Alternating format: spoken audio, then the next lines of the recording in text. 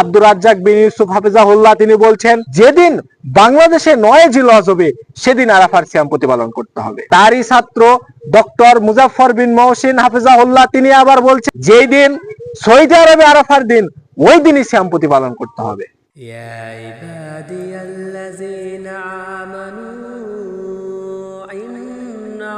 আসসালামু আলাইকুম ওয়া রাহমাতুল্লাহি ওয়া বারাকাতুহু।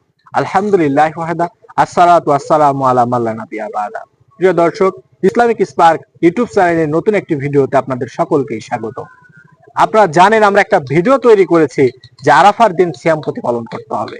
এদিন সিয়াম প্রতিপালন করলে 2 বছরের যে গুনাহ সেটা আল্লাহ তাআলা ক্ষমা করে দিবেন। কিন্তু আমরা সাধারণ মুসলিম, আমরা এক জায়গায় বিভ্রান্তির শিকার হচ্ছি, আমরা সন্দেহের শিকার হচ্ছি যে আরাফার দিন কবে। কারণ আমাদের দেশের যারা প্রখ্যাত আলেমে দিন তারা এই বিষয় নিয়ে মতনৈক্য করছেন, দ্বিমত পোষণ করছেন। যেমন আব্দুর রাজ্জাক বিন ইউসুফ হাফিজাহুল্লাহ তিনি বলছেন যে সৌদি আরবে যেদিনই আরাফার দিন হোক না কেন ওই দিন সিয়াম প্রতিপালন করা যাবে না, কারণ আরাফার দিন হচ্ছে 9 জিলহজ। যেদিন বাংলাদেশে 9 জিলহজ হবে সেদিন আরাফার সিয়াম প্রতিপালন করতে হবে। তারই ছাত্র ডক্টর মুজাফফর বিন মহসিন হাফিজাহুল্লাহ তিনি আবার বলছেন যে না, এটা ঠিক নয়, কারণ আরাফার দিন হচ্ছে একটা নির্দিষ্ট জায়গা, নির্দিষ্ট স্থানের সাথে সম্পর্কিত। এ কারণে যেই দিন সৌদি আরবে আরাফার দিন ওই দিনই সিয়াম প্রতিপালন করতে হবে। তাহলে এখন আমরা সাধারণ মুসলিম আমরা কি করব? কারণ দেখতে পাচ্ছি আমরা যারা প্রখ্যাত আলেম তারা এই বিষয় নিয়ে মতনৈক্য করছেন, তাদের মধ্যে এই বিষয়ে দ্বন্দ্ব রয়েছে, তাদের মধ্যেই দ্বিমত রয়েছে। তাহলে আমরা এখন কি করব?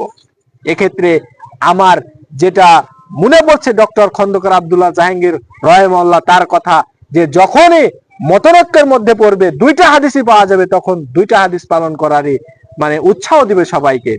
এখানে বাড়াবাড়ি করবে না, মধ্যস্থতা প্রতিপালন করবে। এই কারণে আমরা আপনাদেরকে বলবো, যেহেতু বড় বড় আলেমদের মধ্যে এটা নিয়ে দ্বিমত রয়েছে সেহেতু আমাদেরকে 2টার উপরে আমল করতে হবে। কিভাবে? যেদিন সৌদি আরবে আরাফার দিন ওই দিনও আপনি সিয়াম প্রতিপালন করবেন, এবং যেদিন বাংলাদেশে 9 জিলহজ ওই দিনও আপনি সিয়াম প্রতিপালন করবেন। তাহলে যে মতনৈক্য রয়েছে, যে সন্দেহ রয়েছে, এটা থেকে আপনি মুক্তি পেলেন। আর সবচেয়ে ভালো হয়, যেহেতু জিলহজ মাসের প্রথম 9 দিন অনেক গুরুত্বপূর্ণ, অনেক তাৎপর্যপূর্ণ, এই কারণে আমাদেরকে যদি সবচেয়ে ভালো হয় 1 তারিখ থেকে 9 তারিখ পর্যন্ত 9টা সিয়ামে আপনি প্রতিপালন করবেন। কারণ এই 9টা দিনই তো ইবাদতের দিন, গুরুত্বপূর্ণ দিন। আপনি চাইলে 1 জিলহজ থেকে 9 জিলহজ 9 দিনই সিয়াম প্রতিপালন করতে পারেন। তাহলে একসাথে আপনার জিলহজ মাসের যে 9টা সিয়াম এটাও প্রতিপালন করা হলো, সাথে সাথে আপনার আরাফার যে নিয়ে যে মতনৈক্য, যে সন্দেহের বিষয় একটা রয়েছে, এটা থেকেও আপনি মুক্তি পেয়ে গেলেন। আল্লাহ তাআলা আমাদেরকে যেন এই আমলগুলো করার তৌফিক দান করেন, আল্লাহুম্মা আমিন। আমাদের এই ভিডিওগুলো থেকে একটু উপকৃত হয়ে থাকলে আমাদের চ্যানেলটি সাবস্ক্রাইব করবেন, বেল বাটনটি অন করে রাখবেন, আর লাইক কমেন্ট শেয়ার করে পাশেই থাকবেন। ধন্যবাদ।